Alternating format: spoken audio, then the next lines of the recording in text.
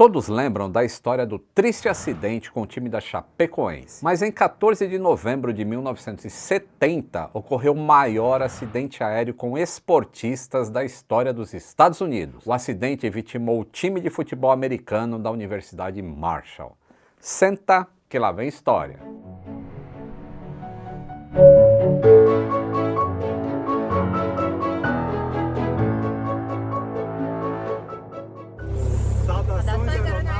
Tudo bem com vocês?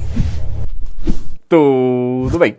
Já que o canal se chama Aviões e Músicas, muita gente me pergunta: ué, você não sabe tocar nenhum instrumento musical? E eu não sei tocar nenhum instrumento musical. É uma frustração na minha vida. Mas isso vai mudar, porque eu estou usando o Rocksmith Plus da Ubisoft. Ó, dá uma olhada. O Rocksmith Plus é perfeito para quem quer aprender a tocar e que está começando do zero, assim como eu, mas também é excelente para quem já é profissional, porque é a maneira mais interativa de se aprender a tocar uma música nova. E também pode ser utilizado como uma ferramenta de auxílio em aulas, porque ajuda os alunos a aprenderem a tocar as músicas favoritas. Além disso, tem um monte de vídeo com aulas interativas de como melhorar a técnica, teoria musical, como é que cuida da guitarra, enfim, eu tô apaixonado aqui no Rocksmith Plus. Eu deixei o link aí na descrição e no comentário fixado para vocês baixarem e testarem também. Hoje o Senta que lá vem história é diferente, a começar pelo fato de eu estar sentado. É que a gente tem a participação do Paulo Mancha, ele é comentarista de futebol americano e vai nos ajudar a entender um pouquinho sobre a comoção que esse acidente causou. E aí, Paulo, tudo bem? Tudo ótimo, Lito. Grande prazer estar aqui no Aviões e Música. Sou fã lá desde 2007, desde o blog. Verdade, eu não sabia. Um dia chegou o Twitter lá e ele falando que gostava do canal. Não, acho que foi algumas pessoas no Twitter falando: ó, o rapaz da ESPN lá tá falando o teu nome lá, que assiste teu canal. Aí eu fui ver, eu falei: ah, que legal. Então, é legal a gente se conhecer e tudo, mas a gente vai falar hoje de uma história de um acidente aí que teve uma grande comoção nos Estados Unidos. E algumas pessoas fazem até uma associação entre o que aconteceu com o time da Chapecoense, pela comoção, pelo fato de ser um time de futebol, e o que aconteceu nesse acidente que a gente vai narrar hoje. Então você vai me ajudar a contar essa parte, já que você é especialista em futebol americano. A história do acidente é a seguinte: um DC-9 da empresa Southern Airways foi fretado para levar esse time de futebol americano da Universidade Marshall de Kingston, na Carolina do Norte, até Huntington, em West Virginia. A tripulação e os comissários eram os mesmos que faziam as rotas normais da empresa. Não havia uma equipe só para voos fretados. Uma diferença é que um despachante, responsável pelo peso e balanceamento do avião, seguia com a tripulação. E embora ele não pudesse, pelo regulamento, acompanhar a tripulação lá no jump seat, no cockpit, nesse dia ele estava nessa posição. O voo decolou às 18h38 e tinha uma duração de 52 minutos até Huntington. E aí o Paulo vai falar pra gente um pouquinho de quem que estava nesse voo. Lito, basicamente quem estava a bordo eram os atletas, a comissão técnica, os médicos e os boosters, os apoiadores do time de futebol americano da Universidade Marshall, que é uma das universidades aí famosas dos Estados Unidos. O fato de ser uma universidade significa que o time era amador. Exatamente, é um time amador, mas a gente tem que entender que no contexto dos Estados Unidos, os times universitários, eles são muito ricos, tanto que viajam de avião, né? Desde os anos 60. E é isso, esse acidente foi lá em 1970 que ele ocorreu, né? Exatamente, o futebol americano universitário é um esporte extremamente popular nos Estados Unidos. Para você ter uma ideia, dos 11 estádios que existem no mundo com capacidade para mais de 100 mil pessoas, 8 ficam nos Estados Unidos e são de times universitários. Esses times são riquíssimos, eles têm muito investimento das universidades, muitos desses jogadores acabam se inscrevendo no draft da NFL para virar profissionais, jogar na National Football League, que é a liga profissional. Então o futebol americano universitário é big deal, é uma coisa muito forte, muito... Quando você fala de um time amador universitário americano, você está falando de um time que tem uma estrutura tão boa quanto a de qualquer time profissional de futebol do Brasil. Então, acho que embarcaram 37 jogadores. Isso. Que era o time, era praticamente o time inteiro. Teve 5 jogadores que não foram, porque 3 estavam machucados, um tinha sido liberado para ir no funeral do pai, que tinha morrido, e um perdeu a hora. Tinha alguns outros jogadores que faziam parte da equipe, mas que não viajavam, porque são os calouros, os jogadores de primeiro ano, eles não viajam para jogar, porque tem que estudar, né? Mas do time mesmo que viajava para fazer jogos fora, eram 37 jogadores, 8 técnicos, 8 pessoas da comissão técnica, né? O técnico principal e seus assessores, e aí aí tinha 4 médicos e mais 25 boosters, que são esses patrocinadores. Imagina o choque que deve ter sido para um time inteiro, não só perder todo o material humano, mas também todo mundo que financiava, né? E tem uma curiosidade que um dos jogadores era um argentino, né? Ele chamava Marcelo Leiterman, e ele estava revolucionando, Lito, a forma de chutar, porque os americanos não sabem chutar bola. E no futebol americano, apesar de ser jogado prioritariamente com a mão, existem situações de chute. E o Leiterman, ele jogava o nosso futebol na Argentina, ele sabia fazer o soccer style, que é o chute que você vem correndo na diagonal e chuta com o peito do pé, em vez de chutar de bico. Então os chutes dele eram muito melhores, ele era um grande jogador desse time. E estava no avião. Continuando com a história do voo. Às 19h23, a tripulação entrou em contato com a torre de Huntington. Eles já tinham voado esses 52 minutos. E ó, pessoal, a gente está em 1970, tá? No caso desse aeroporto, havia apenas o afastamento lateral da pista. O auxílio de rampa, que é o que guia o avião até a pista, não existia. Então os pilotos fizeram uma aproximação que a gente chama de não precisão, em que eles tinham que ficar de olho o tempo todo em sinais de rádio, nos instrumentos e uma comunicação constante entre o comandante e o primeiro oficial, ou o copiloto, como é chamado normalmente. Isso em condição meteorológica normal já causa um excesso de trabalho ali na cabine. É um workload muito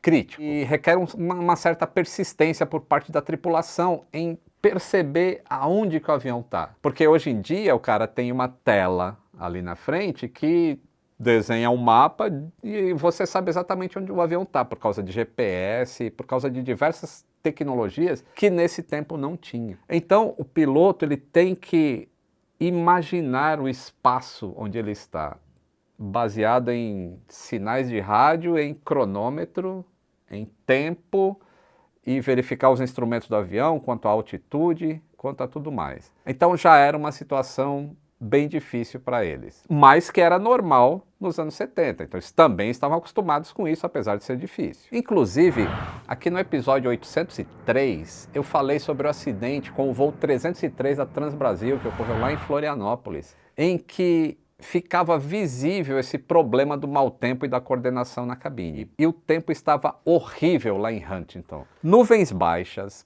garoa, neblina, vento, gust winds, né, que são rajadas de vento, tudo junto. Então, para fazer a aproximação de não precisão, em algum ponto da rota que está fazendo essa aproximação para o aeroporto, existe uma altitude chamada MDA, Minimum Decision Altitude. Opa, Minimum Descent Altitude. Essa altitude tem de ser mantida até que os pilotos obtenham contato visual com a pista. Senão, uma arremetida tem que ser iniciada.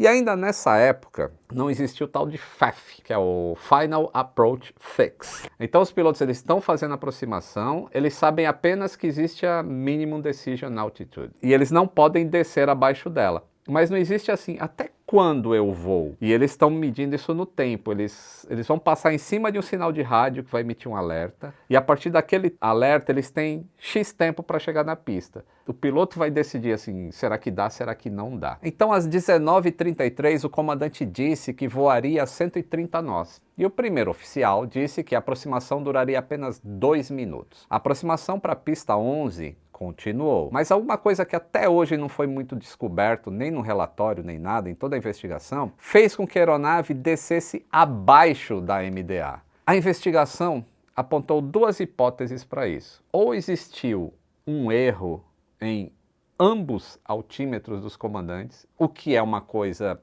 que não tem como acontecer porque são sistemas independentes, ou existe uma falha no sistema de estática mesmo do avião, que fornece as informações para os instrumentos. Essa tese não pode ser confirmada porque se houvesse essa falha no sistema de altimetria, né, no sistema de estática, de pressão estática do avião, a gente teria uma variação de velocidade também. E quando o comandante fala que vai manter 130 nós, o gravador de dados de voo indica que ele está a 130 nós. Então a gente, poxa, se teve um erro de altimetria, ele teria que estar a 101 nós para ter esse erro de altimetria que os pilotos estavam observando ali e não sabiam. Então essa tese ela é enfraquecida nesse ponto. O outro ponto seria, ao invés dos pilotos estarem usando o altímetro barométrico, eles estariam se baseando pelo radioaltímetro.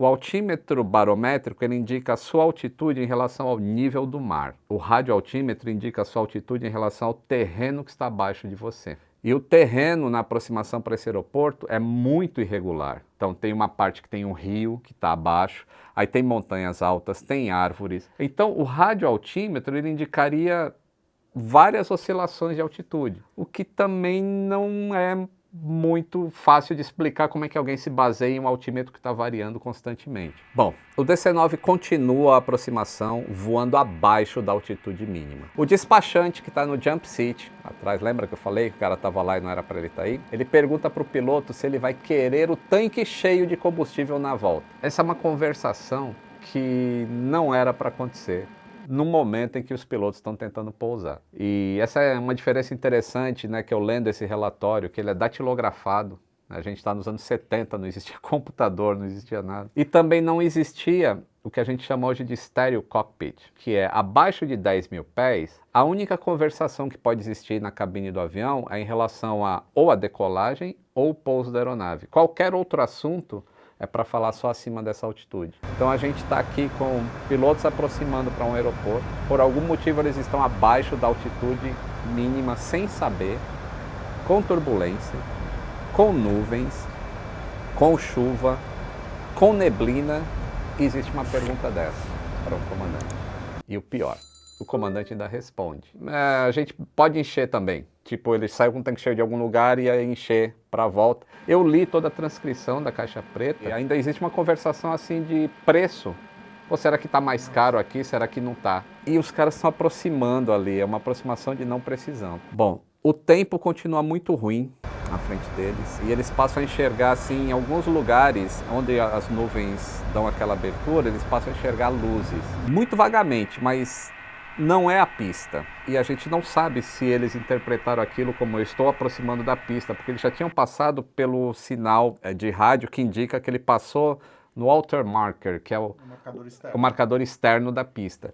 Então, a gente não sabe, essa parte a gente não sabe, não dá para deduzir pelo que tem no flight recorder, pelo que tem no voice recorder, mas eles enxergaram luzes porque eles mencionam isso. E aí o copiloto até fala que tá difícil de enxergar essas luzes. E aí o despachante que está atrás, ele fala assim: eu acho que vai ser uma aproximação perdida. Ele que não devia estar lá, né, Lito? Ele nem devia estar lá, pois é. Aí o comandante fala para o copiloto, o comandante está preocupado, é ele quem está voando o avião, ele fala: você vai me avisar da MDA, não é? Ele sabe da altitude mínima que ele pode chegar antes de fazer a arremetida. E o copiloto responde para ele: não, eu vou te falar em alto e bom som na hora que a gente chegar na MDA. Só que eles já estavam abaixo da MDA. E os altímetros estão indicando coisas que não deveriam indicar. E esse é um grande mistério desse acidente. E aí, quando dá 19 horas, 35 minutos e 25 segundos, o copiloto fala 100. Essa informação para a aviação, né, para uma operação de voo, significa que ele está a 100 pés de chegar na altitude mínima. Pensa bem, você está descendo, e aí quando faltar 100 pés, que é só 30 metros, de chegar na altitude mínima, o copiloto fala 100 ou 100 above. Hoje em dia é mais falado isso, 100 above. Inclusive o computador do A330 tem até uma voz, aquele sotaque britânico, né? 100 above. Justamente para avisar, olha, falta 30 metros para você chegar na altitude, que é para o piloto já se preparar. Pô, eu não estou vendo o aeroporto, tá tudo escuro aqui na minha frente, vou iniciar a arremetida. E o copiloto fala 100, só que eles já estavam abaixo da altitude mínima. Eles estavam 90 metros abaixo da altitude mínima. Por um desses mistérios que a gente não sabe explicar. O fato é que o comandante, por não estar enxergando a pista, ele começa a iniciar a aceleração dos motores do DC-9 para já iniciar a arremetida. Só que nesse momento, assim, praticamente imediato, com a aceleração, vem o primeiro som de impacto, que é gravado no voice recorder. E o avião bateu no topo de umas árvores que estavam numa colina, numa dessas colinas que tinham na frente da pista do aeroporto. As árvores estavam a 922 pés, que daí uns 280 metros de altura. E a altitude mínima para aquele setor ali, para aquela área onde eles estavam voando, seria 1.240 pés, ou 380 metros. Seriam 100 metros acima da copa das árvores que eles deveriam estar.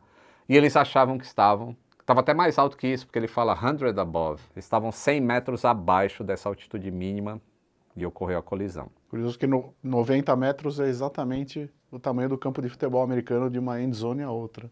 É, olha aí. O fato é que ali acabava a história do voo 932 da Southern Airways com todo o time de futebol americano da Universidade Marshall, que inclusive tem um filme, né, We Are Marshall, mas não fala muito do acidente, fala mais da história do time e tudo mais, ou da sociedade em volta do time da universidade. Obviamente, nenhum acidente é em vão, como vocês sabem, mas antes de eu falar das melhorias desse acidente, o Paulo vai contar um pouco da comoção, porque vocês lembram da comoção que teve com o acidente da Chapecoense. Então, como que foi essa comoção lá? O que mudou em relação a times fretarem aviões?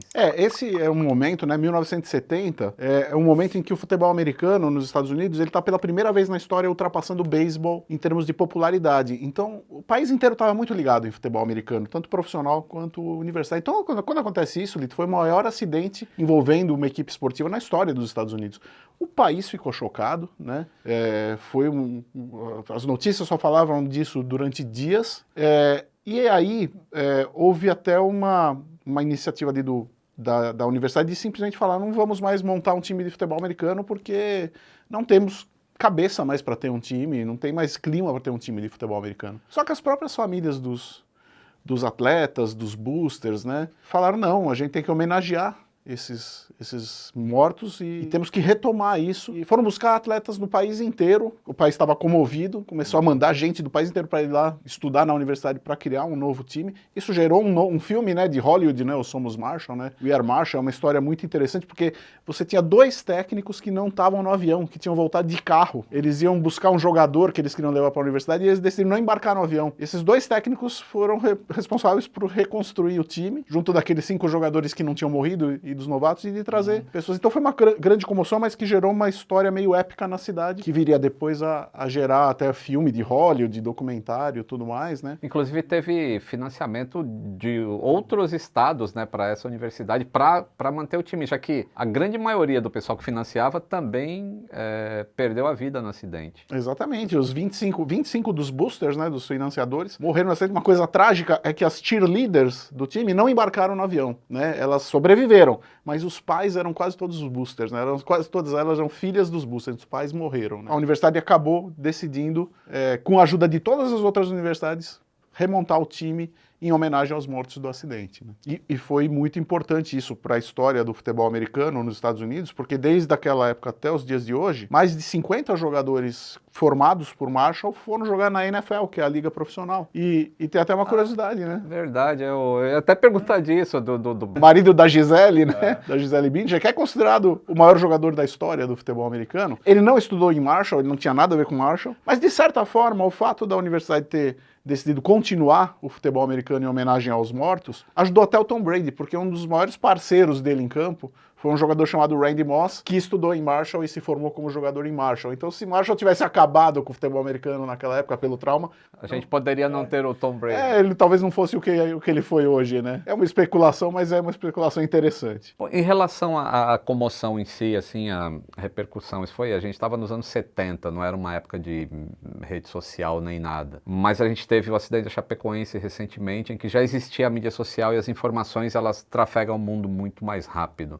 Teve alguma coisa da universidade em relação... Eles ficaram sabendo do acidente da Chapecoense? Ficaram. A Universidade Marshall, quando teve o acidente da Chapecoense, fez uma homenagem para os jogadores da Chapecoense. Eles têm um memorial fora da universidade. Na época, eles colocaram uma faixa no memorial, dedicando ali a memória também dos jogadores da Chapecoense, e depois isso foi levado para dentro do museu da universidade, e a homenagem aos jogadores da Chapecoense hoje está lá no museu da Universidade de Marshall, porque eles quiseram se solidarizar, porque com eles foi exatamente a mesma coisa, o mesmo trauma, né? Então tem uma ligação aí, que até nos momentos tristes, o esporte tem que estar unido, foi o lema aí da Universidade de Marshall nesse caso. Eu tinha falado para vocês que eu ia dizer por que os aviões são mais seguros hoje em dia, quando a gente compara com esses acidentes que aconteciam lá na época da década de 70. Esse acidente em si, né, durante a fase de investigação dele, ele trouxe uma grande pressão por parte do órgão investigador, que seria equivalente ao CENIPA aqui, que é o NTSB nos Estados Unidos, para que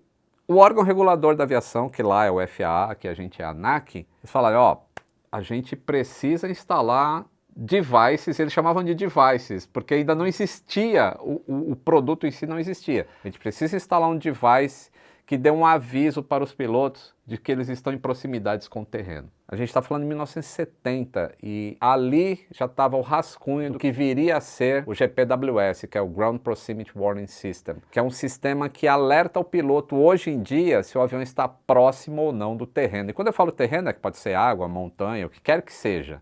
Terrain, terrain, terrain. Pull up, don't sink.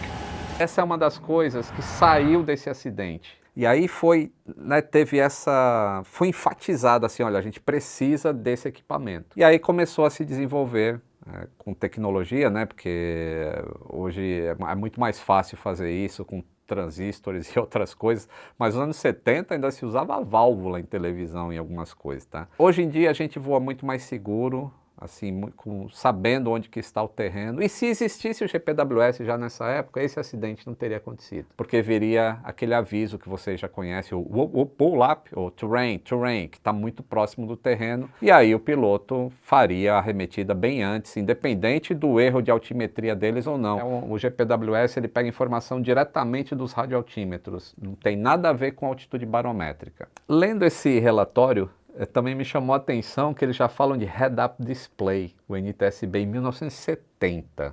O Head-Up Display é uma tecnologia antiga.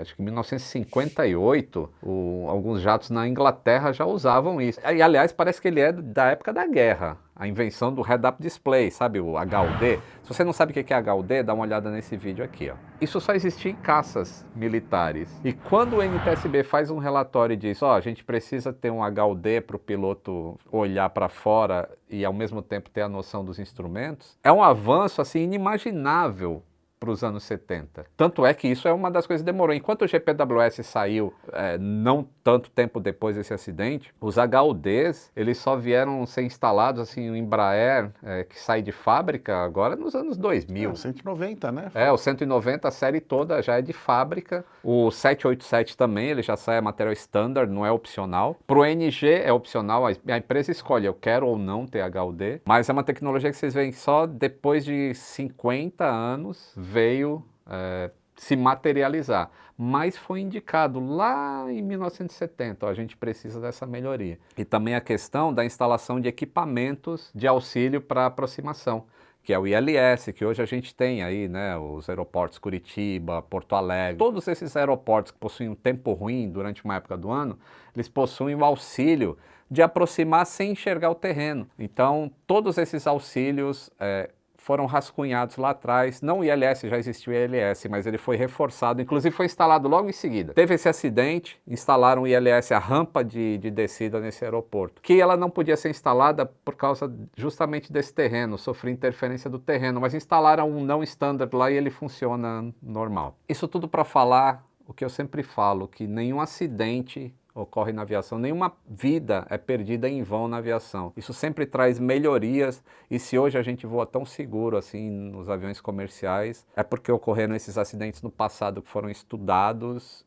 e trouxeram melhorias para a gente. O Paulo, você foi da Abrapac? Do que você fazia na Abrapac? Eu fui gestor de comunicação, né, na Abrapac, né, Associação Brasileira dos Pilotos da Aviação Civil. Fiquei lá de 2013 até final de 2020. Então você gosta de aviação pra caramba? Eu gosto. A primeira reportagem que eu fiz profissionalmente na minha vida depois de formado foi lá na Varig, no Rio de Janeiro, uma reportagem sobre como era feita a manutenção dos aviões, para a revista super interessante, em 1992. Bom, obrigado por você ter vindo hoje aqui para explicar um pouco, né, ligar essa parte técnica do acidente com a parte da gente entender o que foi essa comoção toda. Esse é um vídeo bastante pedido pelo pessoal, inclusive no Twitter me pediam bastante isso. Falei, e Paulo lembrou ele que manja dessa parte de futebol, a gente resolveu fazer junto. Obrigado, Paulo. Valeu, Lito, eu que agradeço. Se você curtiu essa história, deixa o seu like, se inscreva no canal se não for inscrito, considere apoiar, apenas R$ 4,50 e você ajuda a gente a manter esse conteúdo legal aqui. E basta clicar no botão Seja Membro, e aí você também tem benefícios, tá? 5% de desconto na loja do Aviões e Músicas e mais conteúdos de bastidores, os erros de gravação e tudo mais, tá bom? Um grande abraço e até o próximo voo.